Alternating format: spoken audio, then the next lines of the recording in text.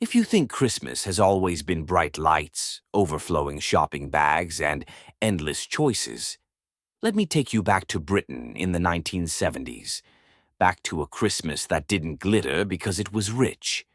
It glittered because people were trying so hard to be okay.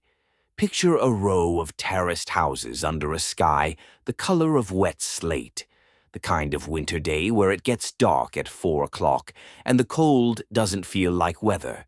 It feels like something personal. Frost creeps along the inside of the window, and the glass breathes when someone leans close enough to watch the street.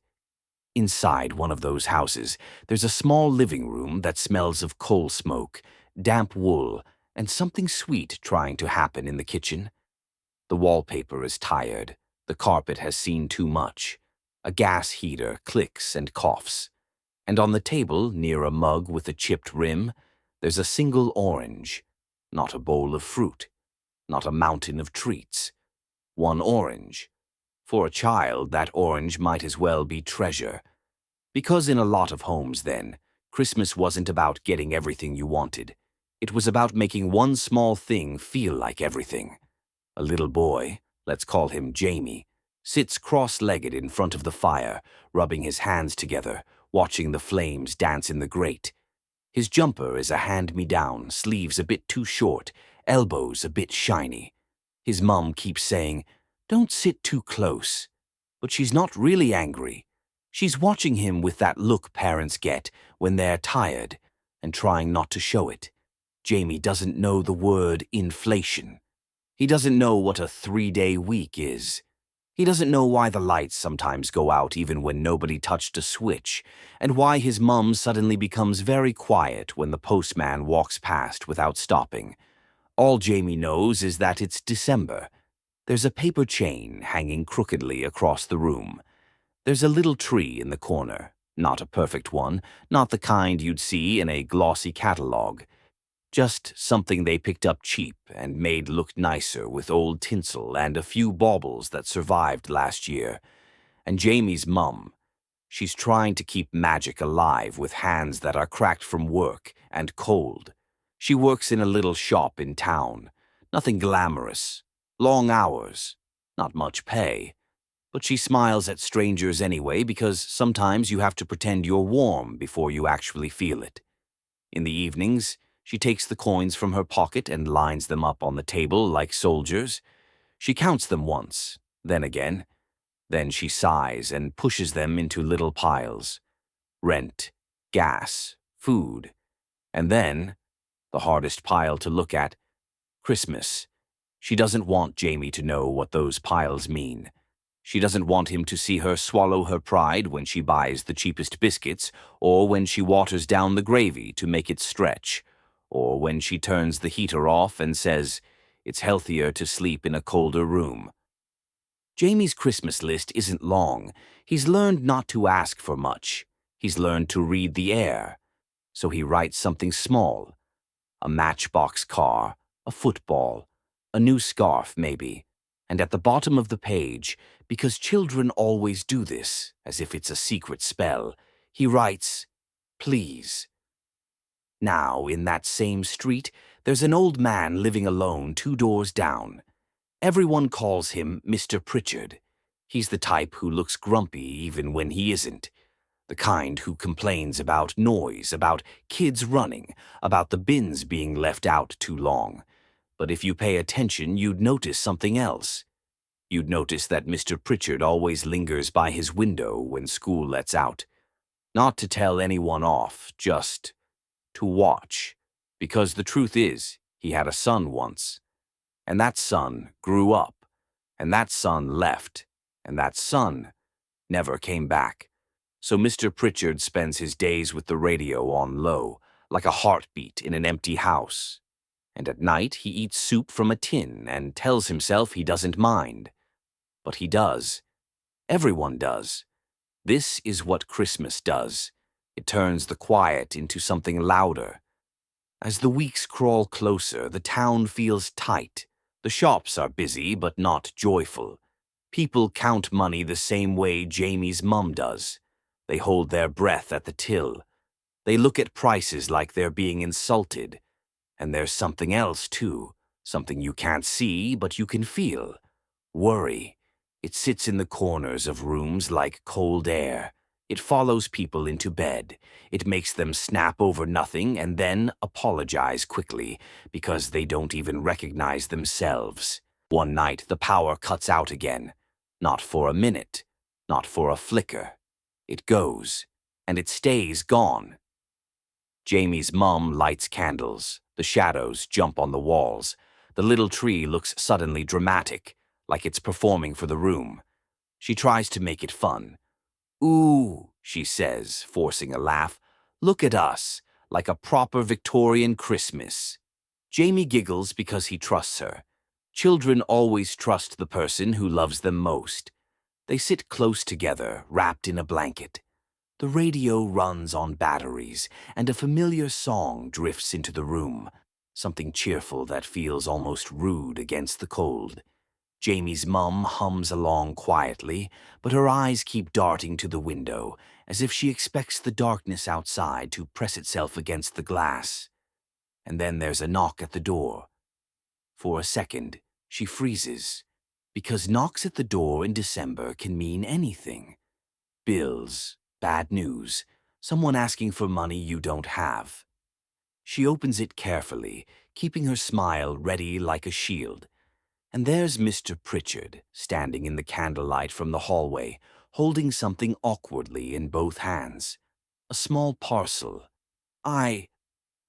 He begins, clearing his throat like it's embarrassing to speak. "I've got extra." He holds the parcel out like he doesn't want it to touch him for too long. Jamie's mum blinks. "What is it?" Mr. Pritchard shrugs. "Just Christmas things." She hesitates.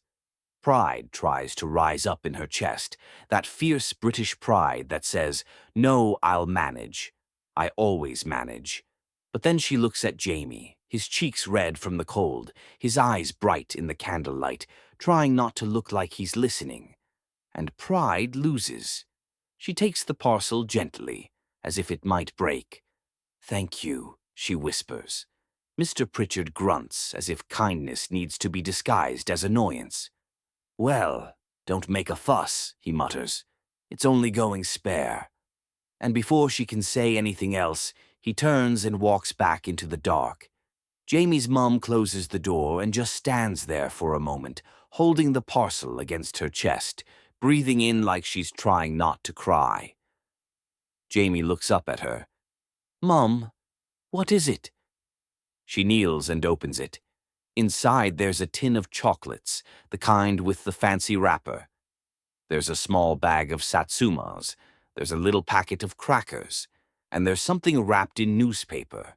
Jamie's mum unwraps it carefully. A small toy car. Jamie's mouth opens in wonder. For a moment, the cold disappears.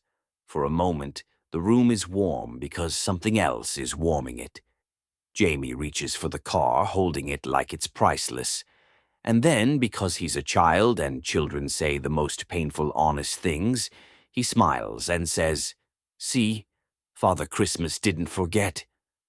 Jamie's mum laughs, but her laugh breaks halfway, because she's not thinking about Father Christmas. She's thinking about the way she nearly did forget. Not out of cruelty, out of exhaustion, out of fear. She pulls Jamie into a hug so tight he squeaks, and she whispers into his hair, "Never," she says. "Never." Christmas Eve arrives with a thin layer of snow that makes the street look cleaner than it really is. The neighbors' decorations are simple. A paper star here, a string of lights there, maybe a wreath made of whatever someone could find. And in Jamie's house, the kitchen smells like a small miracle. Not a huge feast, but something real. His mum has managed a little chicken instead of a turkey. She's made potatoes crisp at the edges. She's got carrots and peas. She's even made a pudding, not perfect, but sweet enough to feel like celebration. Jamie helps set the table like it's an honor. He lays out the cutlery carefully, even though one fork doesn't match the others. He puts the orange in the center because he thinks it looks important there. And then, just when it feels like the world might finally give them a peaceful night. Another knock. Jamie's mum opens the door, and this time she doesn't shield herself as much. Candlelight and kindness have softened her. On the step stands Mr. Pritchard again. He looks uncomfortable, like he's made a terrible mistake by coming. "I heard you've got a chicken," he says, not looking at her properly. Jamie's mum frowns. "Who told you that?" Mr. Pritchard waves a hand, irritated. "Does it matter?" He shifts his weight. "Listen, don't be daft. I'm not asking for charity." He pauses, then adds too quickly, "My oven's gone." Jamie's mum looks at him. In his hands, he's holding a small tray. A pie, maybe. Something homemade. Something that took effort. He clears his throat again.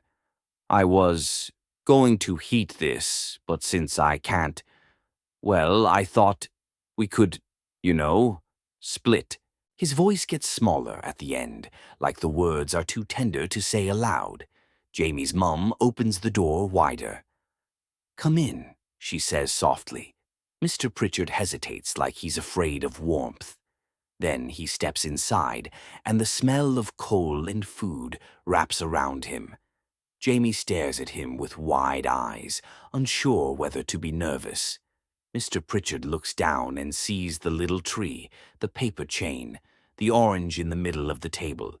Something flickers in his expression. Grief, maybe. Or memory. He reaches into his coat pocket and pulls out something small, a paper crown from a cracker. He hands it to Jamie awkwardly, like handing over something fragile. Jamie takes it slowly, then smiles. Mr. Pritchard's voice catches when he speaks. "There," he says quietly. "Proper Christmas." And for the first time, he doesn't look grumpy. He looks human. They sit together, 3 people in a room that should have felt too small for joy. They eat. They laugh at the silly jokes in the crackers. Jamie wears the paper crown and pretends he's the king of the street. Jamie's mum smiles in a way that reaches her eyes. Mr. Pritchard eats slowly, like he's afraid the moment will run out. After dinner, when the plates are cleared, Jamie runs to show Mr. Pritchard his new toy car. "Look," he says proudly, "it's the best one." Mr. Pritchard nods, swallowing hard. Jamie, being Jamie, asks the question adults fear. "Do you have kids, Mr. Pritchard?" The room goes very still. Jamie's mum opens her mouth to interrupt, to protect, to save the moment. But Mr. Pritchard doesn't snap. He looks at the fire for a long time, and then he says very softly, "I did." Jamie waits. Mr. Pritchard's eyes shine in the firelight, and then, like a confession, he adds, "I miss him every day." Jamie's mum reaches across the table and rests her hand on his. Not dramatic, not forced, just there. A simple human touch. Mr. Pritchard flinches at first, like he hasn't been touched kindly in years, and then he doesn't pull away. Outside, the street is silent. Snow dampens everything. Somewhere far off, someone is singing. The radio in the corner plays a gentle carol. And in that small room, in 1970s Britain, in a time of power cuts, tight money, and heavy hearts, Christmas does what it has always done at its best. It doesn't magically fix life. It doesn't erase loneliness. It doesn't make the world fair. But it creates one small island of warmth, where people remember they belong to each other. Jamie falls asleep later with the toy car in his hand. His mum covers him with a blanket and watches his face soften in sleep, finally unburdened. Mr. Pritchard stands by the door, ready to leave, suddenly shy again. "Thank you," he mutters. Jamie's mum shakes her head. "No," she says. "Thank you." Mr. Pritchard looks down, embarrassed, and then, before he steps into the cold, he says something almost too quiet to hear. "Merry Christmas," he whispers. Not as a greeting, as a wish, as if he's saying, "Let there be warmth, let there be people, let there be one more chance." And when the door closes, Jamie's mum leans against it for a moment and finally lets the tears come. Not because she's sad, but because she's relieved, because for one night they weren't alone. And that's why Christmas in 1970s, Britain can still make you cry, not because it was perfect, but because in the hardest years, people still found a way to give each other light.